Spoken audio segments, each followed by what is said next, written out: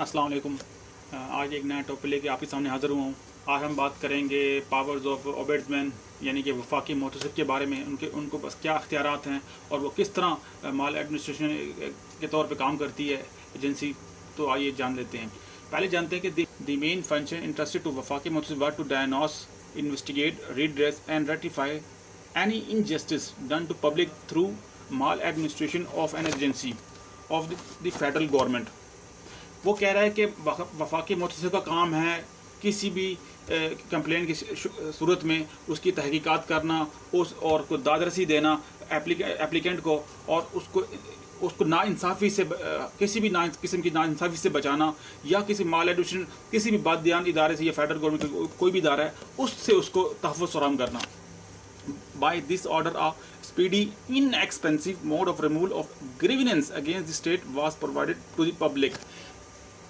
ये जनाब पब्लिक को, आवाम को सस्ता और जल्द इंसाफ दिलाने के लिए किसी भी यहाँ ये चीज़ मैं पता चलूँ, कोई भी केस है, अगर कोई पब्लिक है, अगर वो किसी का कोई मसला फंसा हुआ किसी भी गवर्नमेंट के इदारों के ख़िलाफ़, तो पहला फॉरम है वफाकी मोहतसिब का, उसको वो कंप्लेन कर सकता है। वो ऐसे इदारा है कि वो उसको इंसाफ दिलाएगा उसको पहले ही स्टेप पे।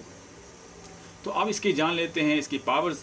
तो दी ओबेड्समैन has been working like a small court and has same powers as are invested in a civil court।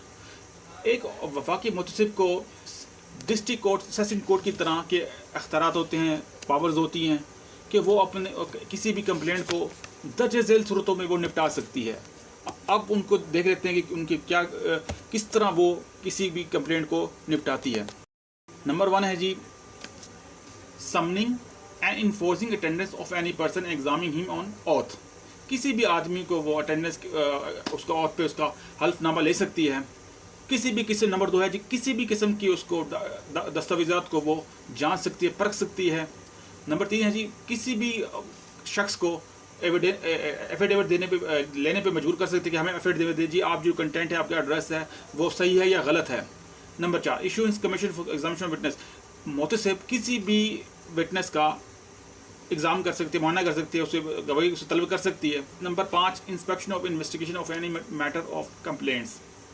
किसी भी मामले की सही तरह छानबीन कर सकती है किसी भी कंप्लेंट की जो कंप्लेंट ने की हो। Fact finding and gave solutions. आखिर में वो मुतसिब अपनी वजूहात बताती है, अपने इसका हल बताती है कि किस तरह इस केस को निपटाया जा सके, और वो आखिर में आके वो रिकमेंडेशन देती है कि ये हमारी तजवीज़ है, ये भी, या यूँ कह लें कि हम उसको हुक्मनामा जारी करती है कि अगर प्लेंटिफ अपनी जगह पे अगर समझती है मुतसिब की सही है तो उसको दादरसी मुतलका फॉरम, गवर्नमेंट के फॉरम से दिलाई जाए। पार्ट 2 इसकी पावर है जी पावर टू इंटर सच एनी प्रेमिसेस। मुतसिब के पास इख्तियार होता है कि वो किसी भी गवर्नमेंट के इदारे में जाके छानबीन कर सकता है, वो रिकॉर्ड उसका मुआयना कर सकते हैं, चाहे वो बुक्स ऑफ अकाउंट्स के सिलसिले में हो, चाहे ये डिपेंड करता है कि कंप्लेंट किस किस्म की नहीं है। अगर तो वो अकाउंट से रेलिवेंट है, या किसी अलाउंस से रेलिवेंट है, या किसी भी चीज़ से रेलिवेंट है, तो उस हिसाब से वो मुतसिब वहाँ जाके मौके वारदात हुई जहाँ वहाँ जाके वो सबूत इकट्ठे कर सकता है।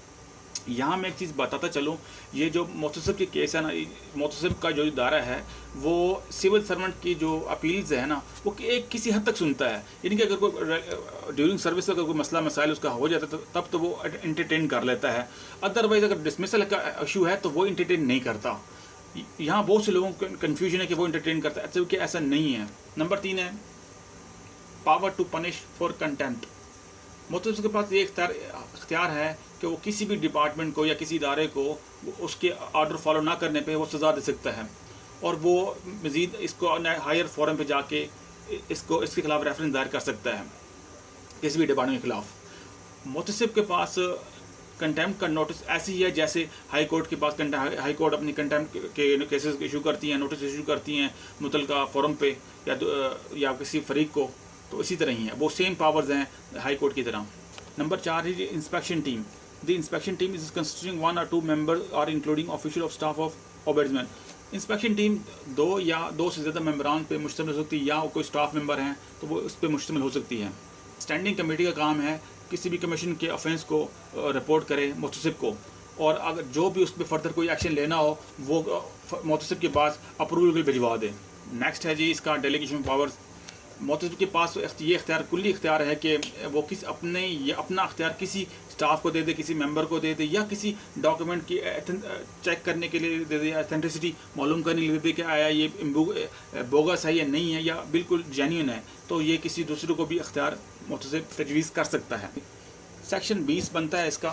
محتسب کے پاس اختیار ہے کہ وہ کسی بھی ایکسپرٹ کو جو مختلف قانون کا ماہر ہو اس کو ہائر کر سکتا ہے, یا کسی اپنے عدالت کی طرف کمشنر کو اپوائنٹ کر سکتا ہے, منسٹریل اسٹاف ہے یا کوئی بھی کسی بھی وہ اپنے جو اختیارات کو ڈپارٹمنٹ پوسٹیں رکھی گئی ہیں ان کے اگینسٹ مختلف اسٹاف کو بھرتی بھی کر سکتا ہے, ان سے رائے لے سکتا ہے, ان کی قانونی تجویزیں لے سکتا ہے. اگر مزید کسی فورم پر ریفرنس دائر کرنا ہو تو یہ سارے کام محتسب کے دائرۂ اختیار میں آتے ہیں, تو یہ کام کر سکتے ہیں. تاکہ اس کا بیسک جو ہے نا آبجیکٹ محتسب کا وہ یہ ہے کہ عوام کو نچلے فورم پہ انصاف دلایا جائے.